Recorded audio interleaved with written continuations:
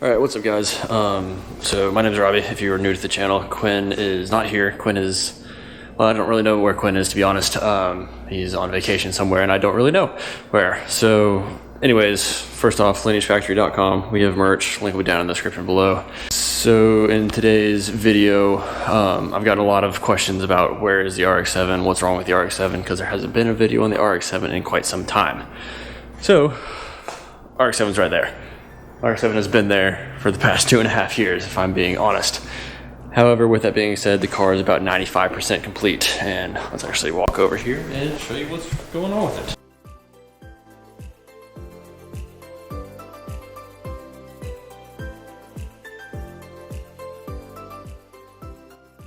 The car is, like I said, about 95% complete. It runs, it even drives. It starts up cold fantastically. It holds fuel pressure fantastically. All the other pressures are good. So what is currently wrong with it? The car needs to be finished being tuned right now. The car starts up fine cold, but if you let it sit for 5 minutes after it's gotten up to temperature, it does not like starting hot right off the bat. So what do I mean by that? I mean that the car has to unflood itself before it starts hot, but it does start hot, which is good, and it runs great. It's brutally loud, so I will actually start it up here soon and kind of walk you through everything, but this video is also going to be a walkthrough, kind of an in-depth walkthrough about what is up with the car. So yeah, let's get into it. Right off the bat, I've owned this car for 2.5 years now. I got it completely stock, kind of. So the body of the car is a 1989 Mazda RX-7 GTU shell, but the previous owner completely did a full drivetrain swap for my Turbo 2, so now it's just a 89 Turbo 2 essentially. Since then I've probably put about $15,000 into parts into it, and it's still not 100% good, which is kind of depressing, but such is the life of owning a rotary project car. So yeah, let's kind of do a quick little walk around of it here soon. So as it sits now for exterior, the exterior color is satin white. I painted the car. We'll probably have a recap video coming out on this car later on once it's, you know, almost done and everything. So you'll be able to see the original color beforehand and then now what it looks like afterwards. But anyways, color satin white. It is sitting on BC Racing coilovers with Cosmos MR2 wheels. The wheel specs are 18 by 9.5 plus 12. So it's a pretty aggressive setup, running about a few degrees of camber in the front. I'd probably say, you know, 5 to 7 degrees in the camber. This one is actually more camber than that one, so I need to fix that desperately. So that's pretty much it for the exterior. As far as exhaust goes, I actually did switch over the taillights. So originally what were on the car were S4 taillights, which are, you know, the bars and everything. So now they're just switched over to S5 taillights. Along with that, I have a fully custom straight piped exhaust. It's just 3 inches from the turbo back with a custom, well, not really. Well, it's custom welded for me, but it's just an open wastegate dump. I'll actually throw a picture right here showing you what it looks like underneath the car. It's frankly just art, so there you go. So moving on to kind of what's been done performance, a lot. So it's got a CX Racing intercooler kit, which is, you know, that bad boy down there, and then, you know, all the piping and everything. It's got a CX Racing turbo, so it is a T70 ball bearing turbo. So yeah, I might get a little bit of flack for it being CX Racing, but frankly, when it comes to SCs, there are not that many like kind of middle run-of-the-mill setups for this car. So it's either you go CX Racing or you go with something like a Elite with the, you know, Borg Warner, all that stuff. So I wanted something that was kind of cost efficient, that was going to make some good power. So with that being said, CX Racing turbo, CX Racing intercooler setup. I've got a Koyurad radiator. That's the eBay can buy fan. This fan actually pushes some air, which is good. I've done all of the AN lines and everything, but yeah, AN lines with the fittings. You can see right here, did all that myself. Right now it has got a new CPS, so camshaft position sensor, and I will kind of walk you through later on in this video why that is brand new. According to the recent owner, the motor was rebuilt around 1,500 miles ago. I don't know if that's actually true because there's no paperwork to it. However, I did just get it compression tested, and the compression test came back fine. Both rotors and all three sections of the rotors were above 100 PSI, and they were within 3 PSI of each other. So motor's good. So I know that is not my issue. I got a fuel lab fuel pressure regulator, custom braided fuel lines and everything. I've got ID 1050X injectors. What else am I missing? Oh, Walbro 255 fuel pump. Yeah, let's actually walk back here.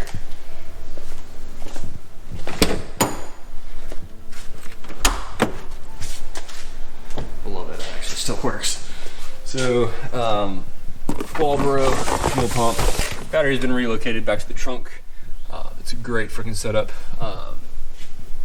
So a little bit of information on the car. I've owned this car for 2.5 years. I bought the car as a stock Turbo 2. I did about 90% of the work that you see now.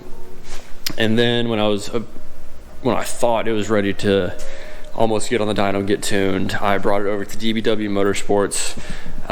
Brandon there. Brandon is my guy. If you need anything JDM work done, go see him. Doug is my tuner over there. He also does great work. Highly recommend them.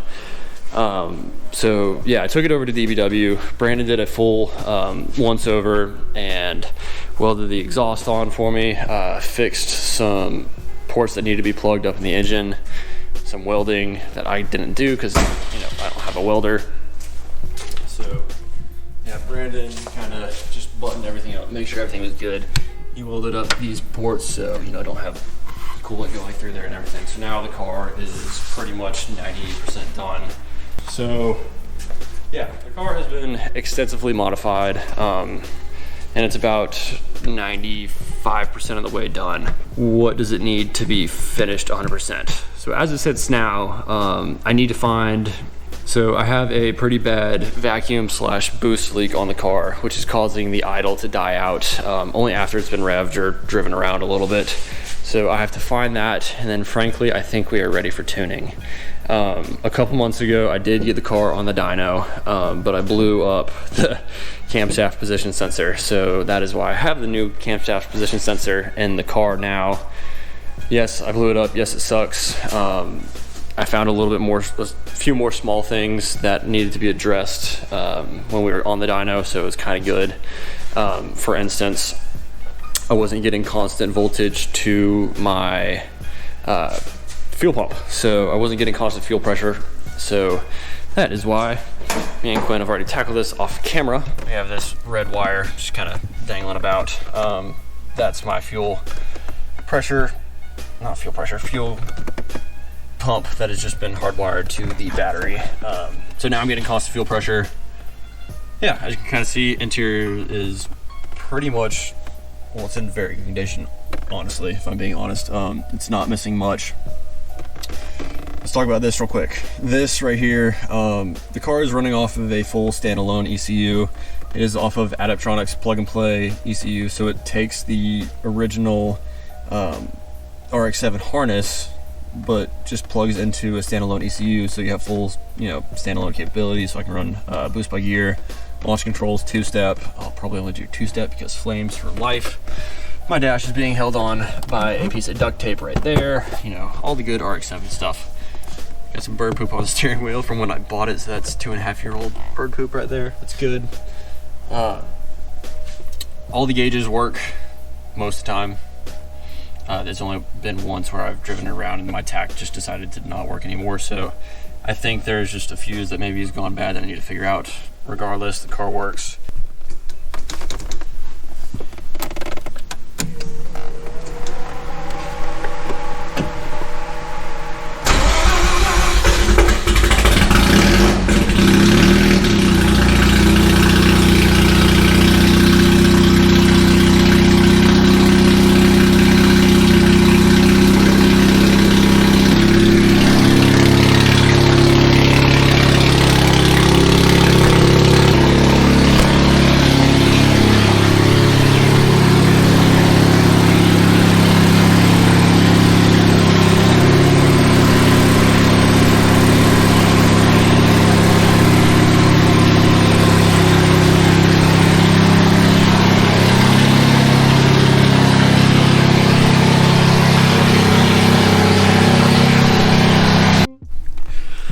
All right, guys, so let's try to start it hot now.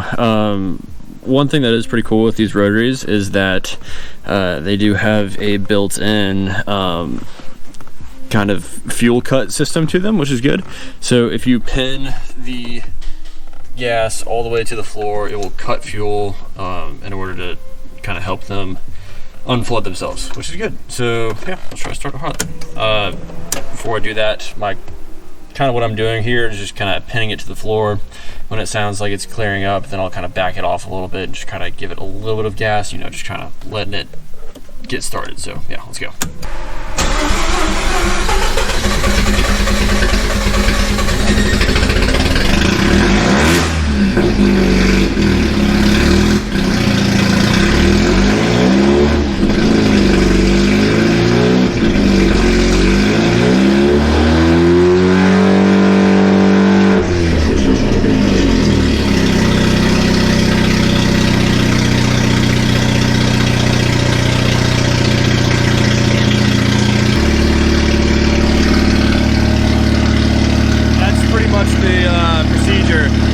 Actually one of the quicker times that it started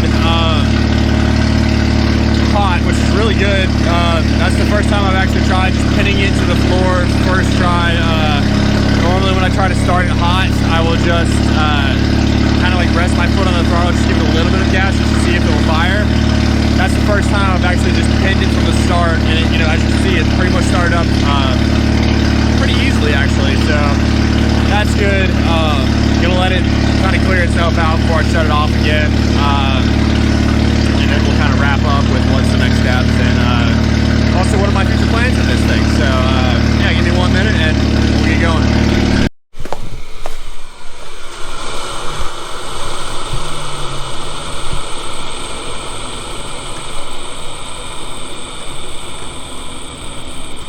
All right, guys, so that was actually a pretty successful day with the RX7. It sounded good. It started up both hot and cold with relative ease, which is good.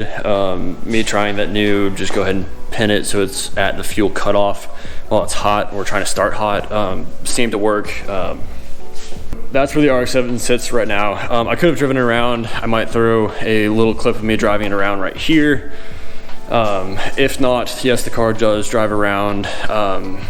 I haven't, you know, taken it into boost or anything just because, like I said earlier, it's not finished being tuned. There's a base map on the car right now, but it's not anywhere close to being finished tuned. With that being said, what are the next steps, Robbie? So the next steps are to get it finished tuned. I need to probably go by later this week and go talk to Doug, talk to Brandon, the guys at DBW, see if I can get on the calendar here soon and get the thing finished tuning, because that's kind of where I'm at right now. I've fixed a lot of little stuff over the past few weeks since it was on the dyno last, and it's sounding better than ever. It's looking better than ever. Initial D vibe right now. Anyways, once I paint that, what are the plans for the car as far as exterior? So, well, before I get into the exterior, this is kind of where I'm at right now. I worked on this thing for over 2.5 years now, and I'm kind of torn right now to whether I want to go ahead and dump, you know, the next couple grand into the car and to be able to drive around, you know, enjoy it for a little bit, or since I've seen it get to a running state, I bought the car not running.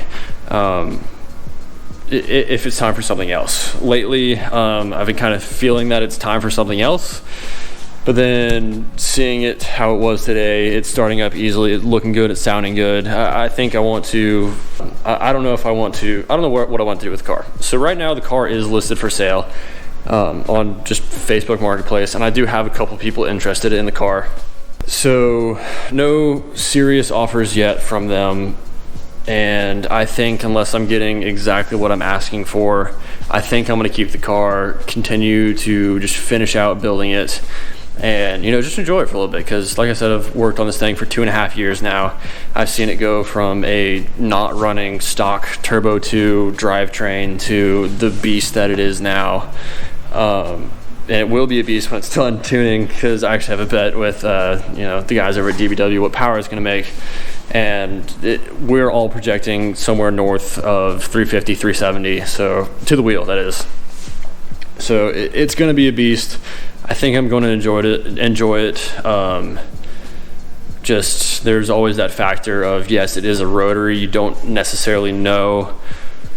Issues pop up with rotaries. That's what I'm trying to say here. So it's kind of just that risk of, do I want to continue to dump more money into it and just hope that it's 100% fine, or do I want to sell it and get something more reliable? But for you guys, I know that you've wanted the FC content for a little bit, so this is coming from me. I think unless I get the exact amount that I'm asking for, which is frankly a bit high, but I do have some more people interested. But if I get exactly what I'm asking for, then yes, I'll probably sell it. If not, I will end up continuing to build it out and getting it to how I saw, you know, my dream FC being.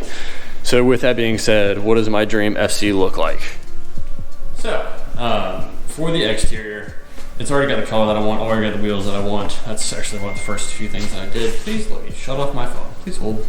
Back to focus. So I need to get these little trim pieces, at least just the clips of them. I think I actually have the trim pieces over in that box right there. But I need to get them re-clipped, put them back in, get them painted just to match.